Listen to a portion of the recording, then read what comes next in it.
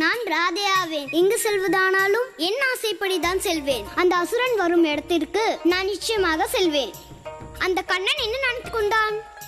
அவன் என்னிடம் எதுவும் கூற மாட்டானாம். பிறகு எப்படி எனக்கு தெரிய வரும்? நான் ராதே ஆவேன். நான் எல்லாவற்றையும் தெரிந்து கொண்டே தெரிவேன். இந்த அசுரன் யார்? எங்கிருந்து வந்திருக்கிறான்? அதோடு அவன் என்னை ஏன் கொல்ல பார்க்கிறான்?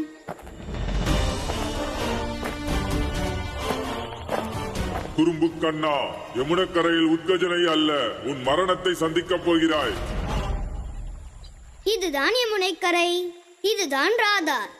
நான் இங்கு வந்து விட்டேன். இன்னும் ஏன் எனக்கு தெரியவில்லை? இதுவரை இங்கே ஏன் யாரும் வரவில்லை? அண்ணா, தாயார் மிகவும் தாமதித்து விட்டார்கள். ஒருவேளை அந்த அசுரன் நமக்காக காத்திருந்து திரும்பி சென்றிருக்க மாட்டானே. அப்படி எப்படி திரும்பி விடுவானவன்? நான் எத்தனை பயிற்சி எடுத்திருக்கிறேன். அதோடு தந்தையார் கூறுவார்கள், எப்போது ஒரு காரியத்தை முழு மனதோடு செய்கிறோமோ அந்த காரியம் நிச்சயமாக தோல்வியே உறாது. கண்ணா, நீ கவலை கொள்ளாதே. அந்த அசுரன் எனது கரளாவிற்கு பதில் சொல்லாமல் எங்கும் சென்று விட மாட்டான். கண்ணா, எனக்கு லட்டு கொண்டு வந்திருக்கிறாய் அல்லவா? அண்ணா, உங்களை சக்திசாலியாய் ஆக்கும் இந்த லட்டுவை நான் எவ்வாறு மறக்க கூடும்? கண்ணா, இந்த லட்டு இல்லாமல் அந்த அசுரனை கொல்லுவது எனக்கு மிகவும் கடினமாக இருந்திருக்கும். இனி எனது கரளாவை கொண்டு அந்த அசுரனை அடிக்கப் போகிறேன். வாருங்கள் அண்ணா, வேகமாக செல்வோம். வாருங்கள் வாருங்கள்.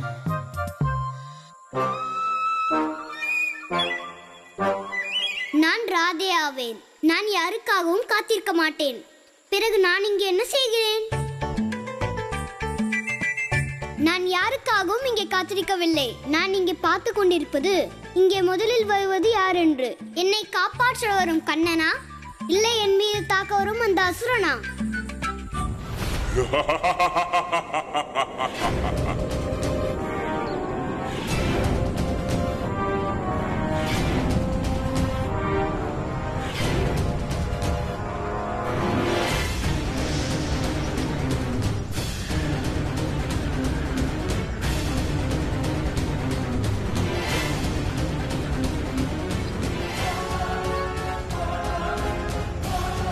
இதுவரையிலும் யாரும் வரவில்லையே.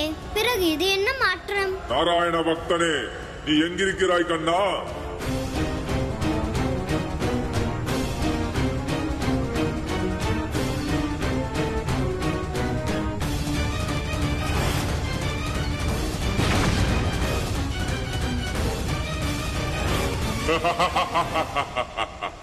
இவள் அதே கோபிகைதான். இவளைத்தான் உயிரை பணைய வைத்து காப்பாற்றினான் அந்த கண்ணன்.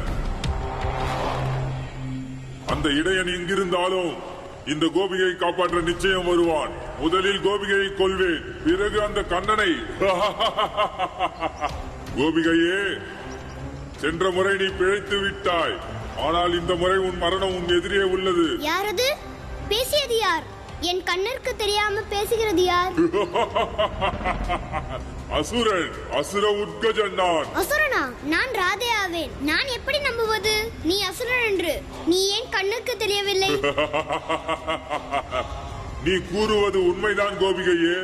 நீ என்னை பார்க்காத வரையில் என்னை கண்டு நீ எப்படி அச்சப்படுவாய்?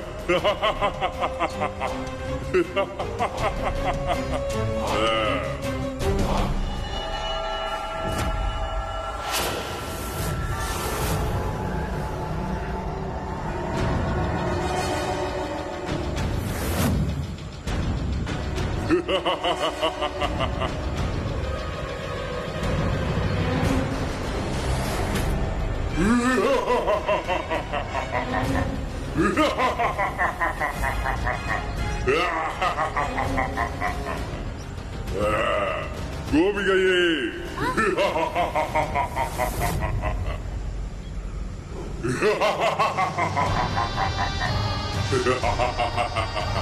இத்தனை பெரிய அசுரனா? இத்தனை பயங்கரமானவனா? பெரிதாக இருந்தால் என்ன?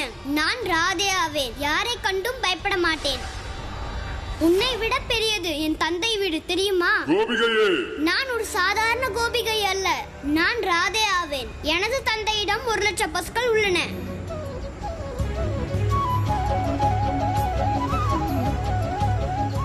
நான் யாரை கண்டும் ஒருபோதும் அச்சப்பட மாட்டேன். கோபிகையே, இனி யாரை கண்டும் பயப்பட தேவையில்லை. ஏனெனில் நீ உயிரோடு இருக்க போவதில்லை. நீ நன்றாகத்தான் சிரிக்கிறாய், ஆனால் நீ அறியவில்லை போலும் நான் உன்னை என்ன செய்ய போகிறேன் என்று.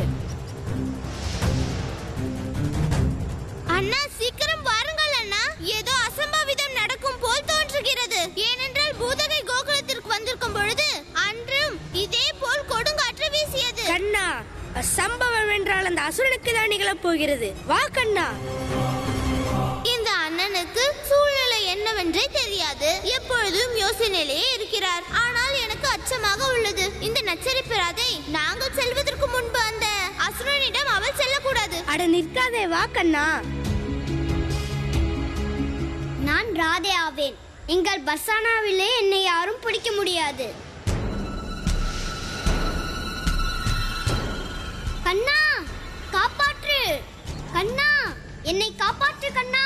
அசுரன் வந்து விட்டான் கண்ணா. வாயாடி கோபிகையே, எங்கு ஓட வேண்டுமோ ஓடு. உன்னால் என்னிடமிருந்து தப்பிக்கவே முடியாது.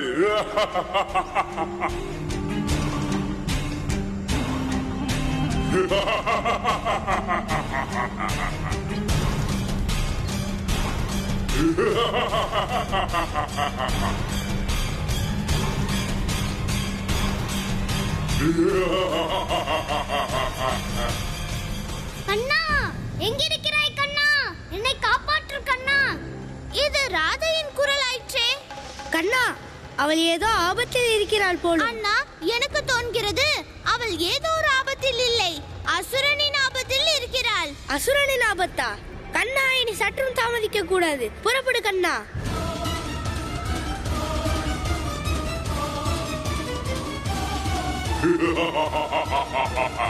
கண்ணா, கண்ணா.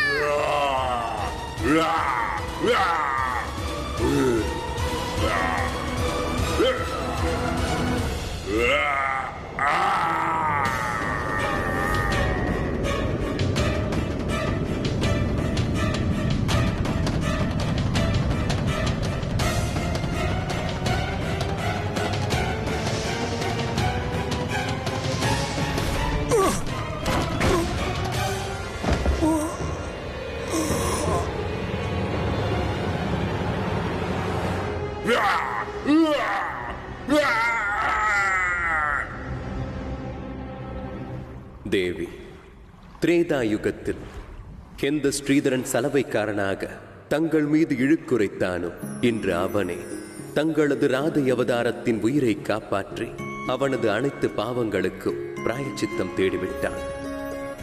இருப்பினும் அவனது கடன் தீரவில்லை. தாங்களே முன்வந்து அவனை மன்னித்தருள வேண்டும். பிரபு, எவன் நூற்றாண்டுகளாக உங்கள் பவித்திர நாமத்தை ஜபிக்கிறானோ அவன் குற்றவாளி ஆக முடியுமா? அதோடு ஸ்ரீதரன் திரேதா யுகத்திலிருந்தே ஒருவனாக இல்லை. இப்பொழுது அவன் உங்கள் பரம பக்தனாகிவிட்டான். அதன் காரணமாக நான் ஸ்ரீதரனை அவனது எல்லா பாவத்திலிருந்தும் விடுவிக்கிறேன்.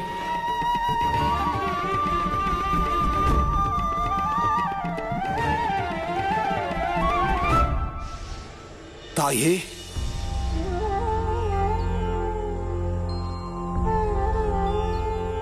தாய் எங்கே? தாயே, தாயே.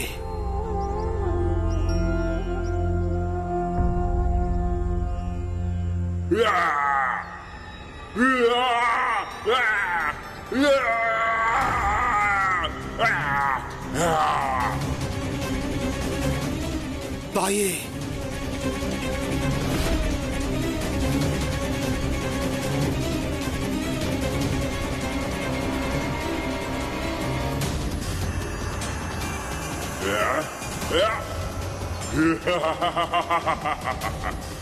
கோபிகையே, உன்னை காப்பாற்ற உனது தந்தையோ இல்ல 1,00,000 பசுக்களோ வராது. இன்று உத்கஜனின் கைகளால் உனது மரணம் நிச்சயம். வர்சானை கோபிகையே.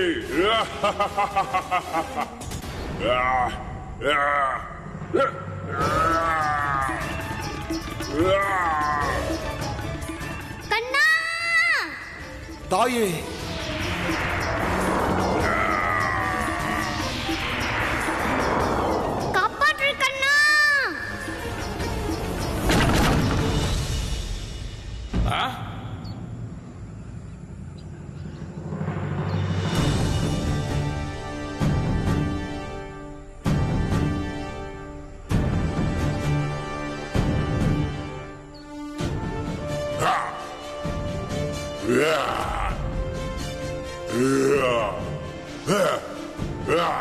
ராதா, கவலை கொள்ள வேண்டாம், அண்ணன் வந்து விட்டான்.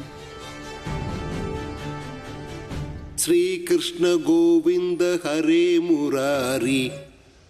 வந்து விட்டார் எனது நாராயணன். இப்போது உட்கஜனின் மரணம் நிச்சயம்.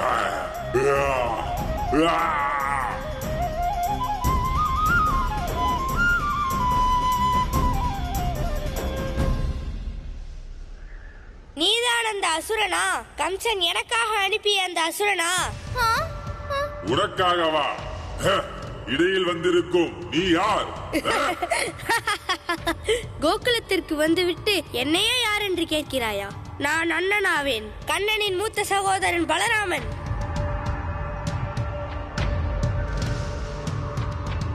உனக்காக தனித்தனை நேரமும் காத்திருந்தேன்.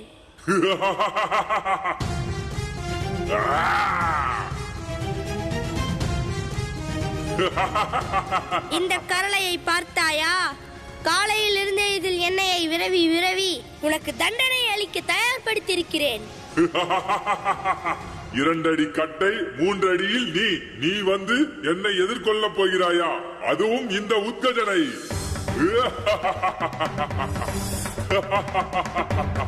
அப்படி என்ன இருக்கிறது இந்த கட்டையில்? சக்தி. உன்னை போல அசுரர்களை அழிக்கக்கூடிய சக்தி இந்த கரளையில் இருக்கிறது.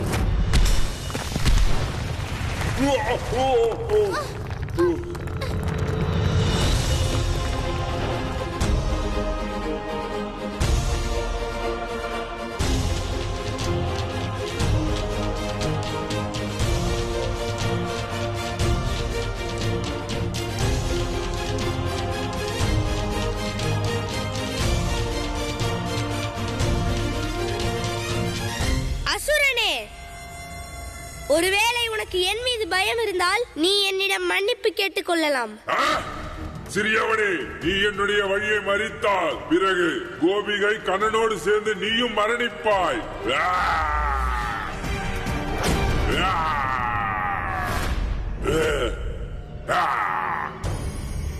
இதுதான் எனது சூர்யாஸ்திரம். இது மலைகளையும் துண்டு துண்டாக்கிவிடும். இது என்ன பிரமாதம்? எல்லா மலையும் எல்லாராலையும் உடைக்க முடியும். அதையெல்லாம் மறந்துவிடு. உனக்கும் உனது அஸ்திரத்திற்கும் உண்மையான பரீட்சை இன்றுதான் நடக்கவிருக்கிறது. நானும் தான் பார்க்கிறேன். நீயும் அதுவும் எனது கரளைக்கு முன்பு எத்தனை நேரம் தாக்கு பிடிப்பீர்கள் என்று. பாலகனே, உனது மரணத்திற்கு தயாராகிவிடு. கண்ணா, அண்ணனால் இத்தனை பெரிய அசுரனை தனியாக இருந்து சமாளிக்க முடியாது. நான் இப்பொழுதே சென்று என் தந்தையை அழைத்து வருகிறேன். கோபிகையே, சற்று பொறு. தாயார், தந்தையார், கோகுலவாசிகள் அசுரனின் பேரை கேட்டவுடனே பயந்து விடுவார்கள். ஆதலால் இப்பொழுது நான் தான் ஏதாவது செய்தாக வேண்டும்.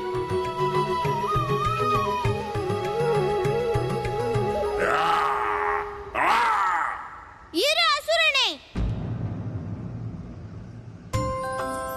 தாயார் கூறுவார்கள், பேச்சுவார்த்தையின் மூலம் பிரச்சனைகளுக்கு தீர்வு கிடைக்கும் என்றால் எதற்காக நாம் சண்டையிட வேண்டும்? வாருங்கள் அசுரராஜரே, உட்கார்ந்து பேசி தீர்த்துக் கொள்வோம்.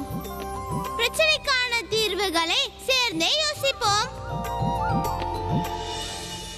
இந்த பிரச்சனைக்கு எந்த தீர்வும் இல்லை மகாராஜா. இப்படி ஒரு முரண் ஏற்பட்டு விட்டது தேவகி.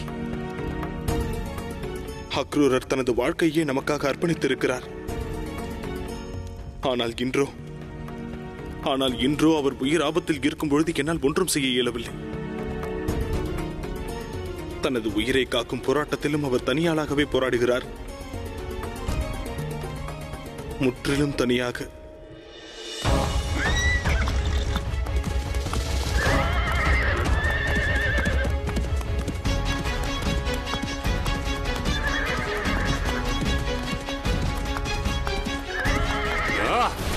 இனி உன்னால் தப்பிக்க முடியாது. நிச்சயமாக தப்பிக்க முடியாத அக்ரூரரே, பிடியுங்கள் அவனை.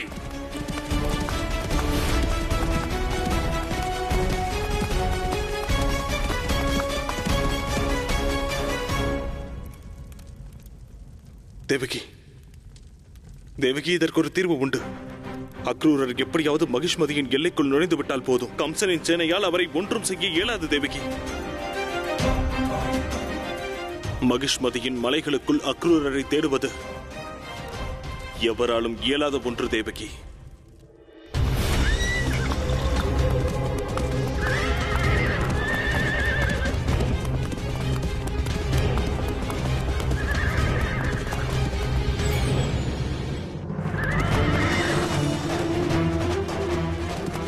ஜெய் பவானி! அந்த துரோகியை மகிஷ்மதியின் கோட்டைக்குள் நுழைவதற்கு முன்பாக பிடிக்க வேண்டும். இவன் மட்டும் கோட்டை வாயிலை கடந்து விட்டால் அவனை பிடிப்பது கஷ்டமாகிவிடும். பிடியுங்கள் அவனை.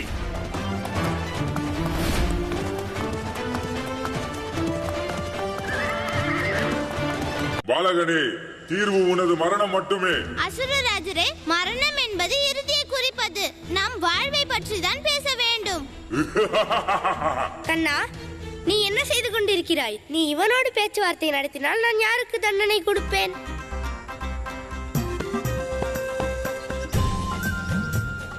எல்லா பயிற்சிகளையும் செய்து உடலில் பலத்தை ஏற்றி பயன்படுத்தாமல் இருந்தால் எப்படி? அமைதி அண்ணா, அமைதி. அந்த வேலை பிறகு வரும். ஆனால் அதற்கு முன்பாக நாம் அசுரனுக்கு ஒரு வாய்ப்பு அளிக்க வேண்டும். நீங்கள் இருவரும் முழுமையாக பேசிவிட்டு பிறகு கூறுங்கள், உங்கள் இருவரில் எவர் முதலில் மரணிப்பதென்று. அசுரனே, நீ சண்டைதான் செய்ய வேண்டும் என்று தீர்மானித்து விட்டால் பரவாயில்லை. அண்ணா, இவருக்கு காட்டுங்கள் உங்கள் கரளையில் எத்தனை சக்தி இருக்கிறது என்று. அதற்கு முன்பாக அண்ணன் உன்னை தாக்கினால் நான் உனக்கு அவர்களின் சக்தியை பற்றி உன்னிடம் கூறட்டுமாம்? பிறகு கூறிவிடாதே, நான் முன்பே உன்னிடம் கூறவில்லை என்று. அசுரனே, எனது அண்ணன் வீராதி வீரன். அவர் லட்டு உண்ணும் போதும் மேலும் தண்டனை கொடுக்கும் பொழுதும் சரி, எப்பொழுதும் எண்ணிக்கை வைத்திருக்க மாட்டார். புரிந்ததா அசுரரே? நான் உண்மைதான் கூறுவேன். அண்ணன் அடிக்கும் பொழுது என்னைக்குமே எண்ணிக்கை வைத்திருக்க மாட்டார். அண்ணன் வெகு நாளாகவே அசுரனை தேடிக்கொண்டிருக்கிறார், தன் பலத்தை காட்டுவதற்காக. இத்தனை நாட்களுக்கு பிறகு நீ கிடைத்திருக்கிறாயானால் அதை நீங்கள் தாமாகவே சிந்தியுங்கள். அது எப்படி ஒரு அடி கிடைக்கும் என்று. அது மட்டுமல்ல, அண்ணனை விட பலமானது அந்த கரளை ஆகும். கண்ணனால் அதை சற்று கூட உயர்த்த முடியாது. பிரபு, என்ன என்று சேஷ அவதாரத்திற்கு இத்தனை புகழ்ச்சி? தேவி, ஆதிசேஷனே என்னுடைய ஆதாரம்.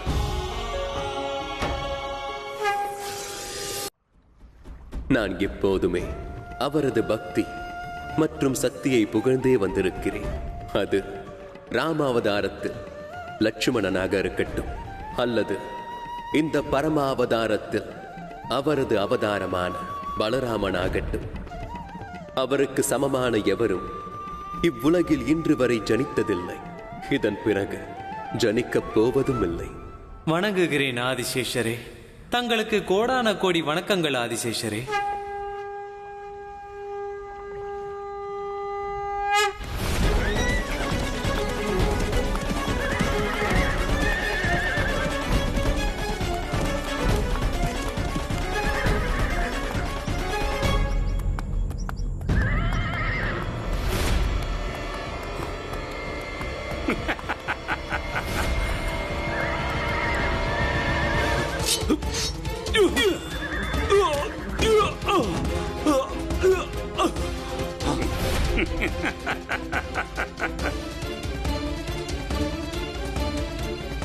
அசுரரே, இப்பொழுது உங்களுக்கு நன்றாக புரிந்திருக்குமே.